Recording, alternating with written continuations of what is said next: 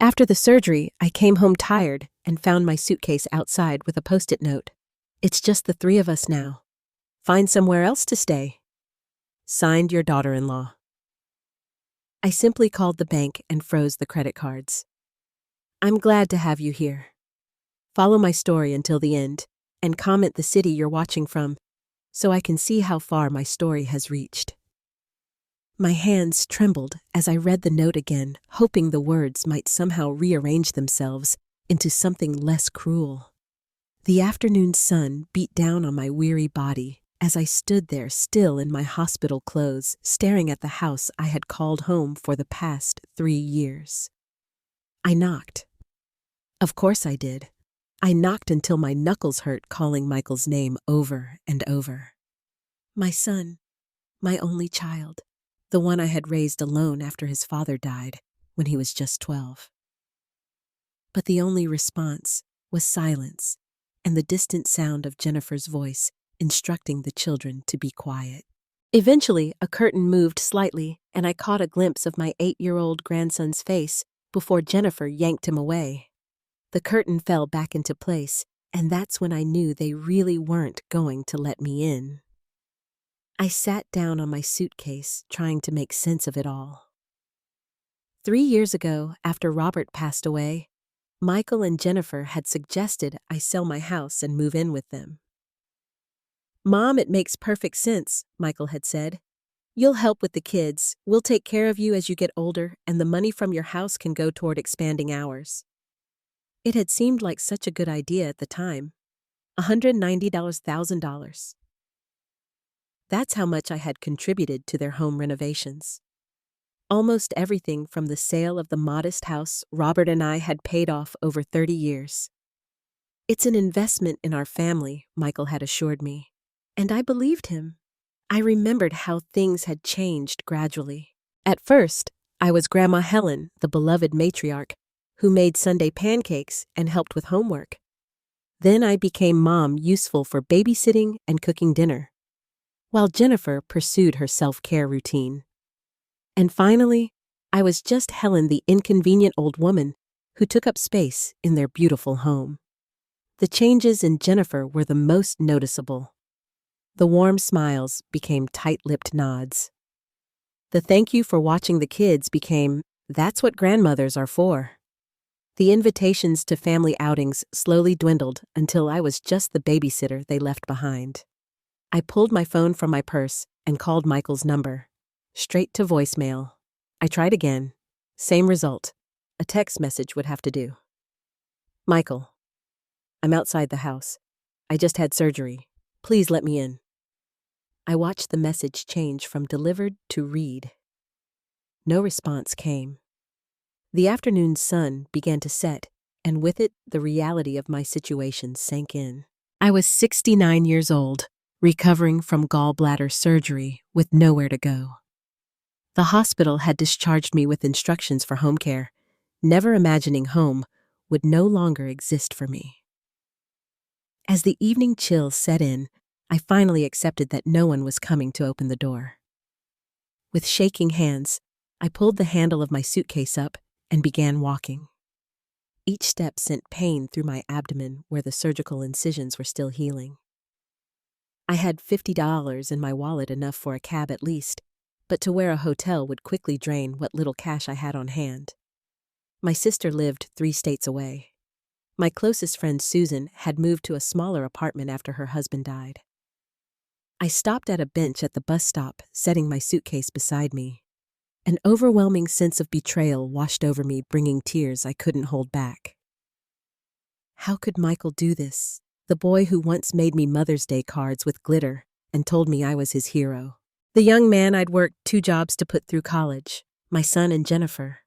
I had tried so hard with Jennifer, respected her parenting decisions, never overstepped, helped whenever asked. I thought we had built a relationship, if not of love, then at least of mutual respect. The cruelty of the timing wasn't lost on me. They had waited until I was at my most vulnerable, fresh from surgery, to discard me. Had they planned this all along? Was I just a convenient source of childcare and money, until I became too much of a burden? As the street lights flickered on, I pulled out my phone again and scrolled through my contacts. My fingers hovered over Susan's name. We had been friends for over 40 years, through marriages, children, and now widowhood. If anyone would understand, it would be her. The phone rang 3 times before her familiar voice answered.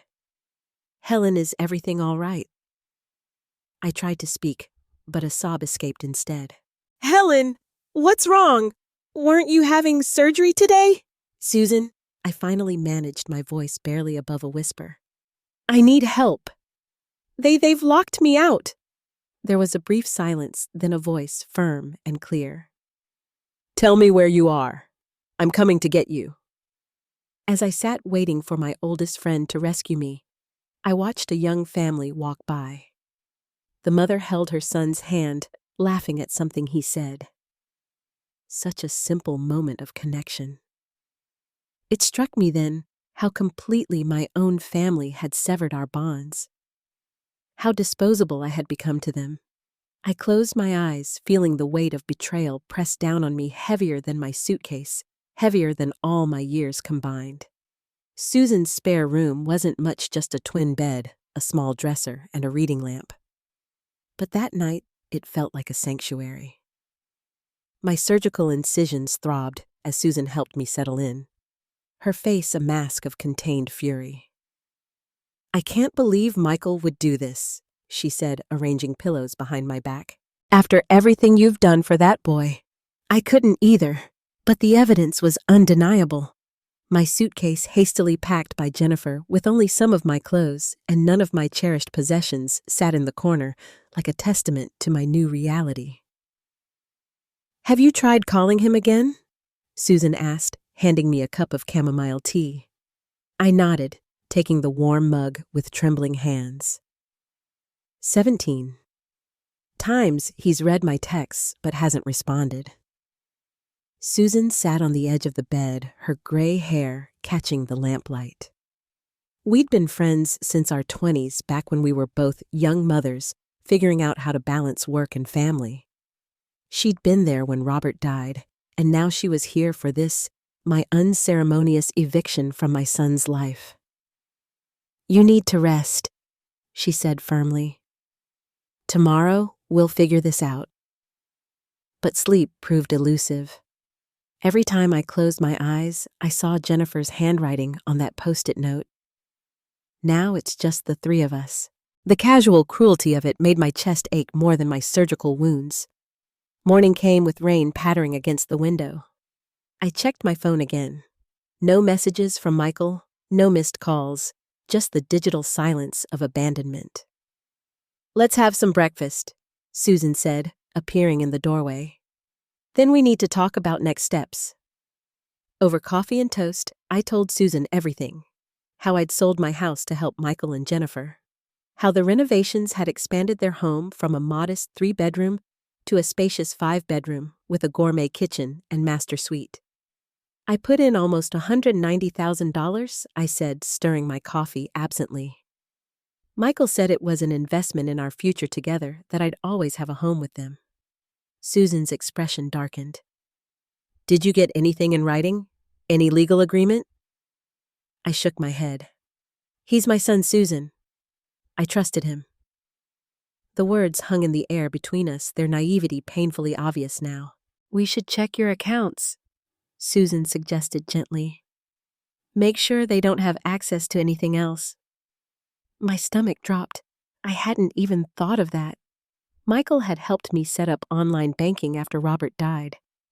For emergencies, he'd said he should be able to access my accounts, and I'd given Jennifer my credit card for groceries and things for the grandkids. With shaking hands, I logged into my bank account on Susan's tablet. Relief washed over me when I saw my savings were untouched. But when I clicked on my credit card statement, that relief evaporated. $3,500 at Nordstrom, $1,900 at some place called Sephora. Susan read over my shoulder. "When did you become such a big spender, Helen?" "I didn't," I whispered, scrolling through charge after charge, designer clothes, expensive makeup, dining at restaurants I'd never heard of, all in the past 3 weeks while I was preparing for surgery. The most recent charge had posted yesterday, $5,000, at a place called Elite Furniture Gallery. They're redecorating my room. I realized the pieces falling into place. They were planning this, waiting until I was out of the house to replace my furniture. Susan's face flushed with anger. "Those ungrateful little, I need to cancel these cards." I cut in a strange calm settling over me. It was the first decisive feeling I'd had since finding my suitcase on the doorstep. I need to freeze everything. With Susan's help, I called the bank. Yes, I want to report card misuse. Yes, I want to dispute the recent charges. And yes, I want to freeze all my credit cards immediately. "Ma'am, this will prevent any new charges from being approved," the bank representative warned. "Good," I said firmly. "That's exactly what I want." After hanging up, I sat back exhausted, but feeling something I hadn't expected. A tiny spark of power. I might have been thrown away like yesterday's trash, but I still had control over some things. "What now?" Susan asked, squeezing my hand. "I need to get my things," I said. "My photo albums, Robert's watch, my mother's china. They're still in that house." "We'll figure it out," Susan promised. "But first, you need to heal. Doctor's orders." She was right. Of course. My body needed time to recover from surgery. But as I leaned back against the pillows, I realized my heart would need much longer. The next day, my phone rang. Michael's name flashed on the screen. My heart leapt. Perhaps he'd come to his senses. Perhaps he was calling to apologize, to beg me to come home. I answered on the second ring. "Michael, Mom." His voice was tight, controlled. Not the voice of a remorseful son. "There seems to be a problem with your credit cards." "No." "How are you feeling after surgery?" "No. I'm sorry we locked you out. Just concern about the cards." "Yes?" I said, surprised by the steadiness of my own voice. "I've frozen them." A pause. Jennifer was trying to buy groceries for the kids. He said, an edge creeping into his tone. The card was declined. "Was she also buying groceries at Nordstrom and Elite Furniture Gallery?" I asked. "Or was that something else?" Another pause, longer this time. "Mom, you authorized Jennifer to use those cards for emergencies and necessities." I corrected him. "Not for thousands of dollars of whatever she's been buying." I heard him inhale sharply. "Look, I don't have time for this right now. Just unfreeze the cards. We can talk about spending limits later." The dismissiveness in his voice ignited something in me, a slow, burning anger that had been building since I saw that Post-it note. "No, Michael," I said quietly. "I don't think I will." "Excuse me?" The surprise in his voice was almost gratifying. "You've made it clear I'm no longer part of your household." I continued, each word deliberate. "So I'm afraid Jennifer will have to find another way to pay for her shopping sprees." "Mom, be reasonable." "I was reasonable when I sold my house to help you expand yours," I interrupted. "I was reasonable when I watched your children every day while you and Jennifer pursued your careers. I was reasonable when I cooked and cleaned and made myself useful." Where has all that reasonableness gotten me, Michael? Silence again then. "This isn't a good time to discuss this." "It never is with you," I said, the truth of it settling heavily in my chest. "Goodbye, Michael." I hung up my hand, trembling, but my resolve firmer than ever. In the doorway, Susan stood, watching, a small smile on her face. "Well," she said, "look who finally found her backbone." I managed a weak smile in return. "Freezing the cards is just the beginning," I said. "I need to find out what else they've been doing with my money." As I spoke, a text message appeared on my phone. "Michael, this is childish. Mom, call me when you're ready to be an adult about this." I showed the message to Susan, who snorted in disbelief. "The irony of him calling you childish," she muttered after what they did. I set the phone down, a strange calm settling over me. The initial shock and hurt were still there, but something else was emerging. Determination. They had taken my home, my security, and my place in the family. But they wouldn't take anything else from me. Not one more penny. Not one more shred of my dignity. A week passed with no word from Michael. My surgical incisions were healing, but the wound of betrayal remained raw and open. Susan had been my lifeline, but I couldn't impose on her forever. I needed to retrieve my belongings and figure out my next steps. "I'm coming with you," Susan insisted when I mentioned going back to Michael's house. "You don't have to."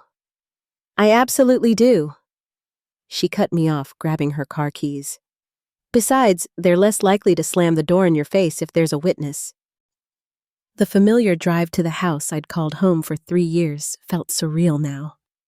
As we pulled up, I noticed Jennifer's sleek SUV was gone, but Michael's sedan sat in the driveway. "Perfect," Susan muttered. "Maybe we can talk some sense into him without her poisoning the well." My legs felt heavy as I walked up the pathway. The flower beds I'd so carefully tended were already showing signs of neglect. I rang the doorbell, my heart hammering against my ribs. Michael opened the door, surprise flickering across his face, before settling into a guarded expression. He looked tired with dark circles under his eyes. "Mom?" He glanced at Susan, then back to me. "I didn't expect to see you." "Obviously," I replied, finding strength in Susan's solid presence beside me. "I've come for my things, my personal belongings." He hesitated, then stepped back. "Jennifer's not here. She took the kids to her mother's. The house looked different somehow. Furniture had been rearranged, and a large modern sectional sofa now dominated the living room, presumably the purchase from Elite Furniture Gallery. "My things are in the guest room," I said, starting toward the stairs. "Actually," Michael said, clearing his throat, "we've moved some stuff around. Jennifer's using that room as her home office now." A chill ran through me. "And my belongings?" "Most of them are in boxes in the garage," he replied, not meeting my eyes. "Jennifer thought it would be easier for you to pick them up that way." Susan made a disgusted sound. "How considerate of her." We followed Michael to the garage, where several cardboard boxes sat stacked against the wall. I approached them with trepidation. The first box contained clothes hastily folded. The second held books and some toiletries. But as I searched through the remaining boxes, panic began to rise in my throat. "Where are my photo albums? Robert's watch, my mother's jewelry?" Michael shifted uncomfortably. "I'm not sure. Jennifer packed everything." "Well, they're not here," I said, my voice rising. "And what about my mother's china, the family heirlooms?" "Mom, calm down." "Don't tell me to calm down." I snapped, surprising even myself with the force of my anger. "Those things are irreplaceable. They're my memories, my history." Susan stepped forward. "Michael, this is unacceptable. Those are Helen's personal possessions." Michael ran a hand through his hair, looking more like a scolded child than a grown man. "I'll talk to Jennifer. Maybe she put them somewhere else." "I want to look upstairs," I insisted. Now he hesitated, then nodded reluctantly. I headed straight for the attic, remembering I'd stored some older belongings there. As I climbed the stairs, Michael's phone rang. He answered it in the hallway below, his voice low. The attic was dusty and dim, but I knew exactly where I'd placed my storage trunks. To my relief, they were still there untouched. I opened the largest one and found my wedding album, Robert's military medals, and several family photo albums. At least these precious memories had been spared Jennifer's purge. As I gathered what I could carry, I overheard Michael's conversation drifting up from below. No, she just showed up. Yes, with that friend of hers. I know what we agreed, but what was I supposed to do? She's still my mother. There was a pause. Jennifer, that's not fair. We discussed waiting until after we sold the house to tell her about the nursing home. No, I haven't told her yet. She just had surgery, for God's sake. My blood ran cold. Nursing home. Selling the house. I moved closer to the attic stairs, straining to hear. The real estate agent said we could get at least $700,000 with the renovations.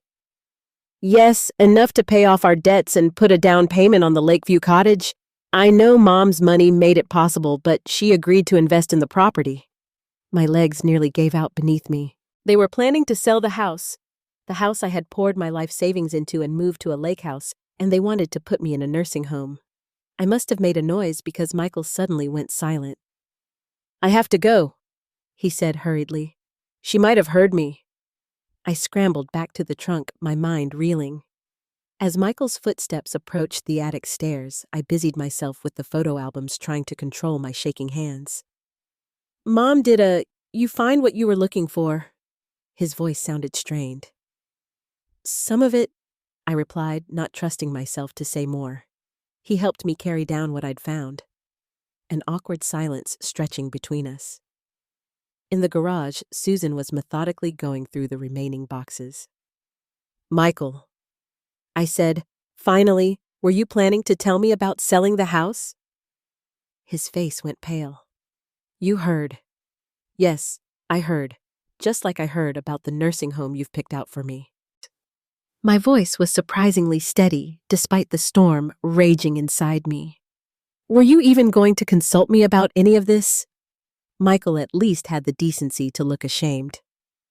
Mom, it's not what you think. We just thought, with your health issues, my gallbladder surgery. I interrupted. That's hardly a reason to ship me off to a nursing home. I'm 69, not 98. It's just Jennifer thought. Jennifer thought, I repeated bitterly. And you just went along with it, didn't you? Just like you went along with kicking me out of my own home. It's not your home, he said, a flash of defiance crossing his face. Your name isn't on the deed. The words hit me like a physical blow. He was right.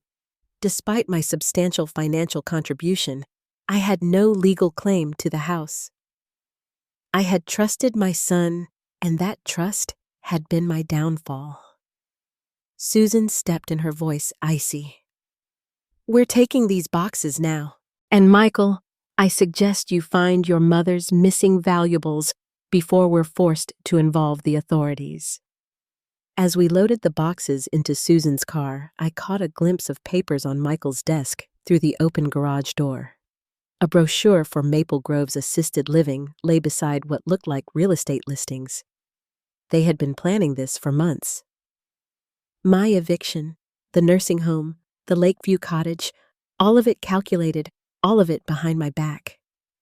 The betrayal cut so deep that I could barely breathe as we drove away. But beneath the pain, something else was stirring.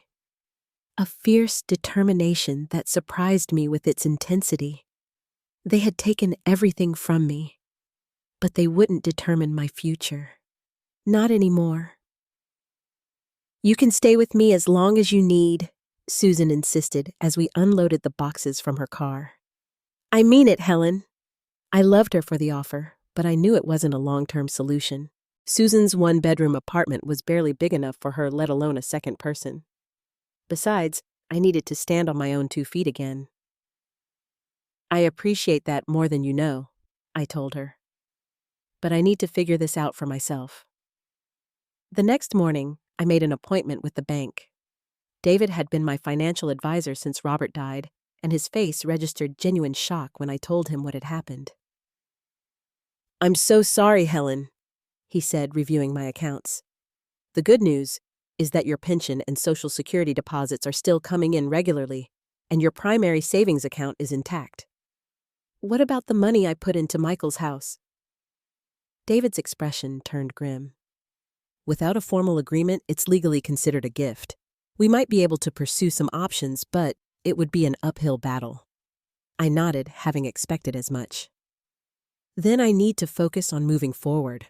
What can I afford for housing? We spent the next hour going over numbers. My monthly pension and Social Security came to just under $2,500. Not lavish, but enough to rent a modest apartment and cover basic expenses if I was careful.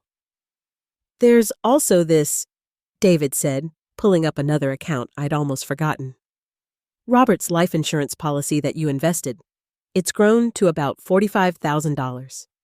A wave of gratitude for my practical, forward-thinking husband washed over me. Even from beyond the grave, Robert was still taking care of me. That gives you options, David continued. You could use some of it for a rental deposit and furnishings, and keep the rest as an emergency fund. As I left the bank, I felt a strange mixture of loss and possibility. I had less than I'd thought I would at this stage of my life, but more than many people in my situation. I could rebuild. Over the next 2 weeks, I threw myself into apartment hunting. Susan drove me to viewings, helped me compare prices, and kept my spirits up when despair threatened to overwhelm me. Eventually, we found a small one-bedroom apartment in Silver Oaks Apartments, a senior living community. It wasn't fancy, but it was clean, had a small balcony for potted plants, and most importantly, it was affordable. It's perfect, Susan declared when we first saw it. And look, they have a community garden and weekly card games in the common room. I signed the lease that day. A strange sense of accomplishment flowed through me for the first time since finding my suitcase on the doorstep. I felt like I was taking control of my life rather than just reacting to disaster. Moving in was another challenge. With limited funds, I couldn't replace all the furniture I'd left behind at Michael's house.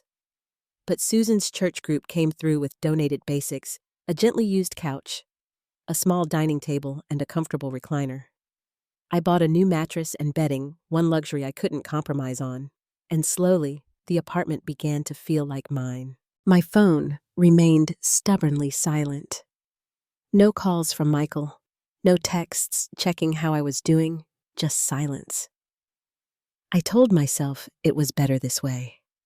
A clean break. But at night, when the apartment was quiet and still unfamiliar, I would find myself wondering how my grandchildren were, whether they asked about me, what Michael had told them about my sudden disappearance. 3 weeks after moving into my new place, I was arranging my rescued photo albums on a bookshelf when my phone rang. Michael's name flashed on the screen. My heart jumped, a treacherous spark of hope flaring despite everything. "Hello?" I answered, trying to keep my voice neutral. "Mom." His tone was all business, no warmth. "We need to talk about your credit cards. Not how are you, or I'm sorry, just straight to money matters." "What about them?" I asked, the spark of hope extinguishing as quickly as it had ignited.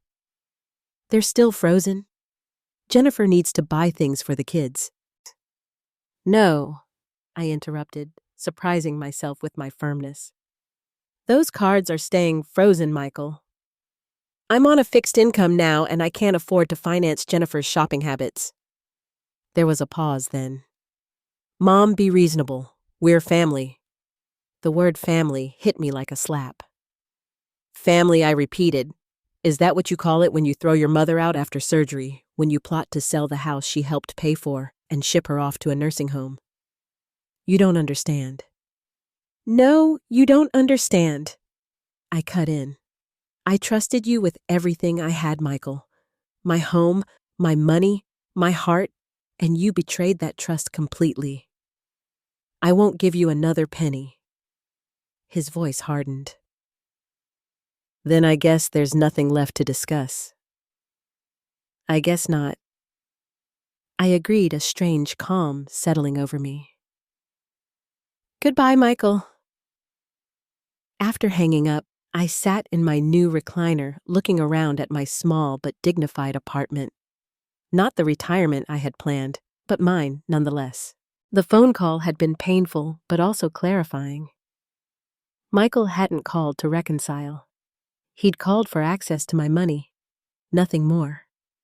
That weekend, I discovered a flyer in the community room, advertising a support group for seniors, life transitions, finding your way forward. Something about it called to me, and the following Tuesday, I found myself walking into a sunny room at the Greenwood Senior Center, where 6 other seniors sat in a circle of chairs. Carol, the group facilitator, welcomed me warmly. "Would you like to introduce yourself and share a little about what brought you here?" I hesitated, then began speaking. "My name is Helen. A month ago, my son and daughter-in-law locked me out of their house after I had surgery. I'd sold my own home to help them, and they—" My voice cracked, but I pushed on. "They decided I was no longer useful to them." The sympathetic faces around me gave me courage to continue. I told them everything: the betrayal, the nursing home plans, the frozen credit cards, my new apartment. As I spoke, I realized it was the first time I'd told the full story from beginning to end. And something in me shifted. The shame I'd been carrying, the sense that I must have done something to deserve this treatment, began to dissolve. "Thank you for sharing that, Helen," Carol said when I finished. "Unfortunately, elder financial abuse often comes from family members. What you're experiencing is more common than many people realize." A silver-haired woman named Carol reached over and squeezed my hand. "My daughter did something similar," she confided. "It took me years to rebuild, but I did it. And so will you." As the meeting continued, others shared their stories. Some similar to mine, others different, but equally challenging. By the time we broke for coffee and cookies, I felt something I hadn't expected: a sense of community. These people understood what I was going through without judgment or pity. When I left the meeting, I had 3 phone numbers and an invitation to join Carol and another woman named Linda for lunch the following week. Back in my apartment, I stood on my small balcony, watching the sunset paint the sky in brilliant oranges and pinks. For the first time, I allowed myself to imagine a future different from the one I'd planned. Not lesser, just different. A future where I made my own decisions, built new friendships, and learned to trust again carefully and selectively. It wouldn't be easy. The pain of Michael's betrayal still cut deep. But standing there, in the fading light, I felt something unfamiliar stirring within me. Not just survival, but the possibility of thriving. 6 months passed. Autumn turned to winter, and winter softened into spring. My little apartment had become a true home, decorated with treasured photos and a few carefully chosen new pieces. The support group had become a lifeline, and Carol and Linda were now dear friends. We met weekly for coffee card games or walks in the park when weather permitted. My life had developed a peaceful rhythm until the day I received an unexpected letter from a real estate agency. "Congratulations on the sale of your property." It began listing an address I recognized immediately: Michael's house. My hands trembled as I read on. The letter was addressed to me as a co-investor in the property, informing me that the house had sold for $725,000. I stared at the paper in disbelief. They had done it. They had actually sold the house I had poured my life savings into, and they had somehow used my name in the process. I called Susan immediately. "They sold the house," I said, my voice shaking. "And somehow they've listed me as involved in the sale." "That's impossible," Susan said. "Your name isn't on the deed. How could they? Unless they forged something. Helen, you need to talk to a lawyer." The next day, I sat across from Laura, an attorney specializing in elder law, whom Carol had recommended. She reviewed the letter with a deepening frown. "This is concerning," she said. "They couldn't legally sell the house using your name as a co-owner unless there's documentation with your signature. Did you ever sign anything regarding the house?" I thought back. Michael had me sign some papers when I first moved in.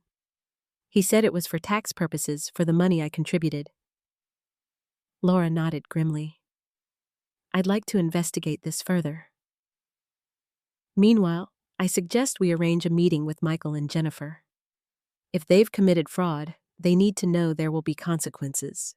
The thought of confronting them sent a wave of anxiety through me, but also a strange sense of anticipation. For months, I had been rebuilding my life, finding my strength. Perhaps it was time to show them exactly who I had become. Laura helped me draft a formal letter requesting a meeting. We sent it by certified mail to ensure they couldn't claim. They never received it. 3 days later, Michael called. "What's this about, Mom?" he demanded, his voice tense. "Why are you involving a lawyer?" "I think you know exactly what it's about," I replied calmly. "The house sale." A pause. "That's our business, not yours." "Not according to the letter I received congratulating me on the sale," I countered. "Somehow my name was involved in a transaction I knew nothing about." He sighed heavily. "Fine, we can meet, but leave the lawyer out of it. This is family business." "The time for handling things as family passed when you put my suitcase on the doorstep, Michael," I said, surprising myself with my steadiness. "Laura will be there, and I suggest you bring your own legal representation." We arranged to meet at a neutral location, a private room at a local restaurant. I spent the days leading up to it alternating between anxiety and a strange, fierce determination. The night before, Carol called to check on me. "Remember," she said, "you're not just fighting for your money, you're fighting for your dignity. Don't let them see you waver." The morning of the meeting, I dressed carefully in a blue dress that Susan said brought out my eyes, applied light makeup, and styled my hair. Looking in the mirror, I barely recognized the confident woman staring back at me. 6 months ago, I had been broken, betrayed, and homeless. Today, I stood tall, ready to face those who had tried to destroy me.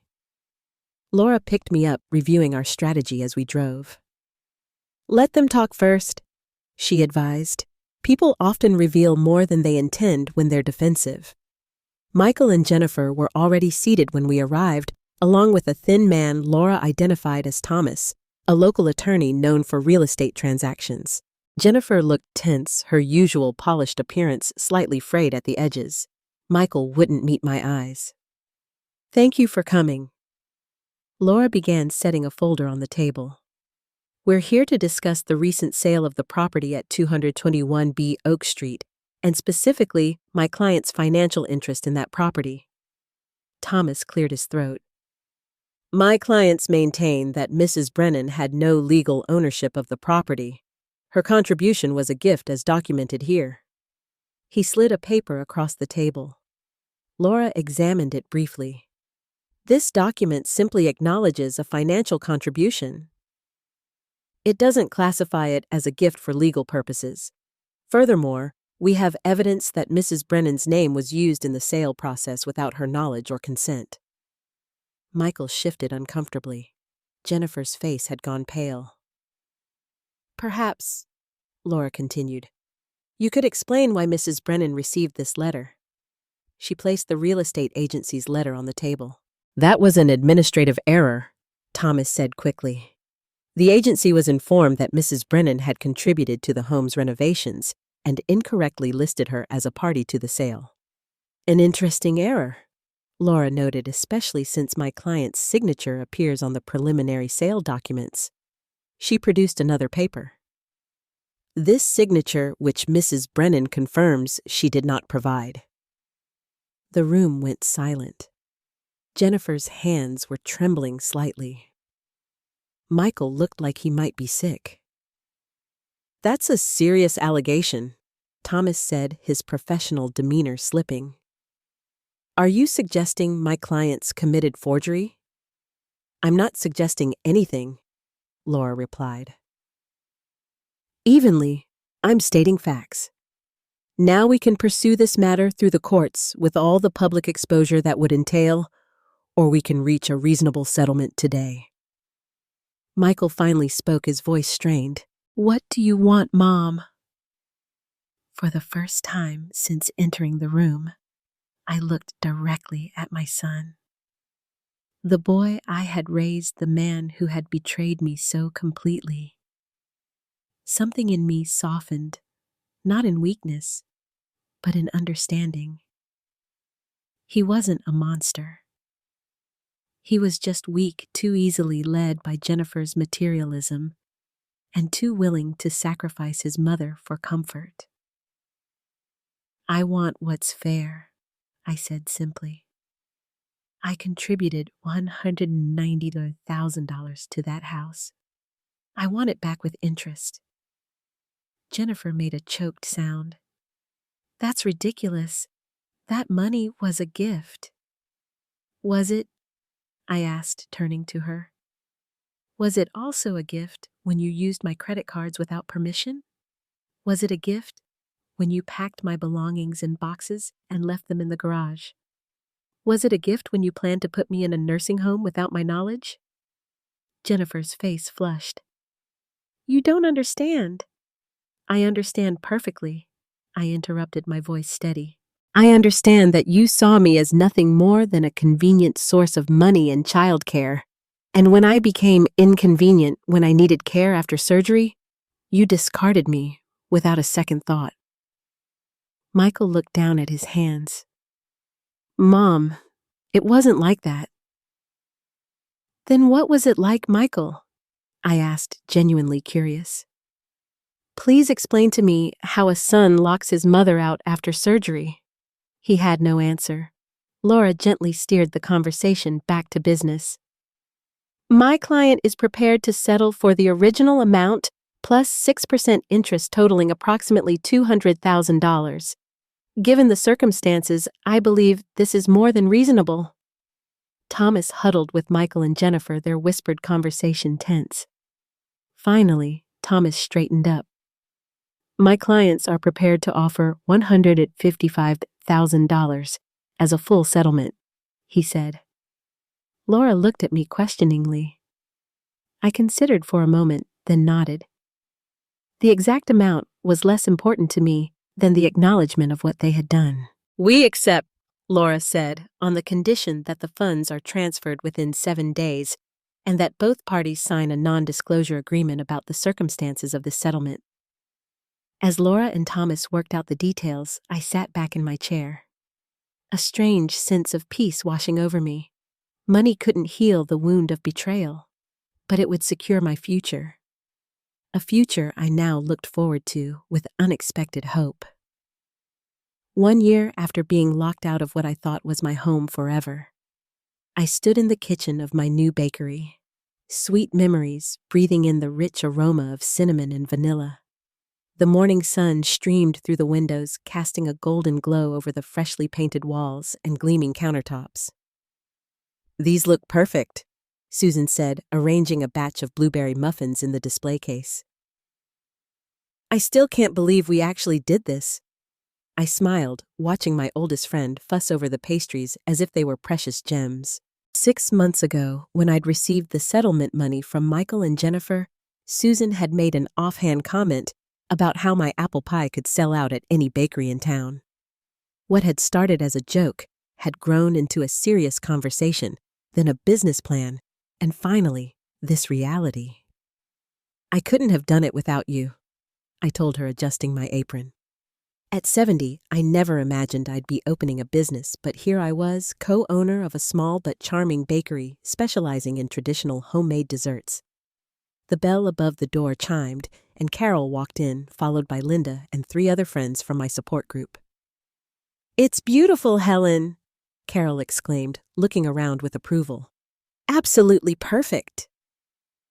"We brought you something," Linda said, presenting a small potted tree. "It's a dwarf apple tree for new beginnings." Tears stung my eyes as I accepted their gift. "Thank you, all of you, for everything. The past year had transformed my life in ways I never could have imagined. The settlement money had given me options, but it was the friendships I'd formed that had truly saved me. The support group had become my lifeline. a circle of people who understood loss and rebuilding because they'd experienced it themselves. Our grand opening was a modest success. Neighbors wandered in, attracted by the hand-painted sign and the scent of fresh baking. By noon, we'd sold half our inventory, and by closing time, the display cases were nearly empty. I'd call that a triumph, Susan declared, as we counted the day's earnings. We might actually make this work. I nodded, too tired to speak, but feeling a deep satisfaction I hadn't experienced in years. This small bakery represented more than just a business venture. It was tangible proof that life could begin again at any age, that betrayal didn't have to be the end of the story. The following weeks fell into a pleasant rhythm. I'd rise before dawn to begin baking, find my groove in the quiet morning hours, then welcome customers throughout the day. The work was physically demanding, but it gave me purpose, and the frequent praise for my baking nourished my soul in a way I hadn't realized I needed. 3 months after our opening, on a quiet Tuesday afternoon, the bell chimed. I looked up from arranging a tray of lemon tarts to see Michael standing awkwardly in the doorway. My heart stuttered. We hadn't spoken since the settlement meeting. The sight of him thinner now, with new lines around his eyes, sent a complex wave of emotions through me. Love hurt anger, and something like pity. "Mom," he said, his voice barely audible over the soft music playing in the bakery. I wiped my hands on my apron. "Michael, this is a surprise."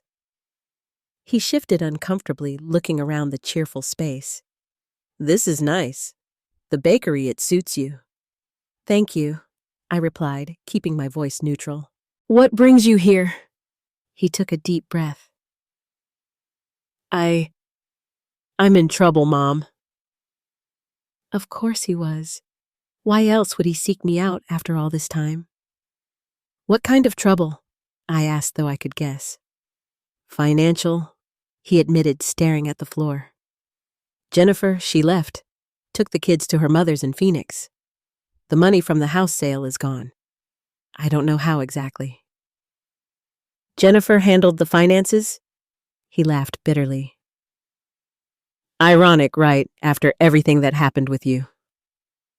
I studied my son's face, the face I had once known better than my own. He looked broken, humbled in a way I'd never seen before. "I'm sorry to hear that," I said, surprised to find I genuinely meant it. "About the children especially. You must miss them." He nodded, blinking rapidly. "I do. I'm trying to figure out how to get them back, but first I need to get back on my feet." He finally met my eyes. "I know I have no right to ask anything of you, not after what we did, but I don't know where else to turn." There was a time when those words would have been all it took for me to open my wallet, my home, my heart, but I wasn't that woman anymore. "What exactly are you asking for Michael?" He hesitated.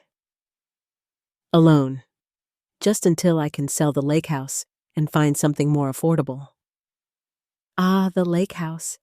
The dream property they'd planned to buy with the proceeds from selling the home I'd helped pay for. The irony wasn't lost on me. "I can't do that," I said gently but firmly. His face fell. "Mom, please." "I understand why you're angry. This isn't about anger," I interrupted. "It's about boundaries. It's about learning from experience." I took a deep breath. "I can offer you something else, though." "What a job," I said. "We need help with deliveries and some of the heavy lifting around here. It doesn't pay much, but it's honest work." Michael stared at me clearly, having expected either an outright rejection or a blank check. You'd hire me after everything." "Yes," I said simply. "Not because you deserve it, but because I choose to offer it." He was quiet for a long moment, considering when he would start. "Tomorrow morning, 5:00 a.m. The baking starts early." He nodded slowly. Okay, thank you.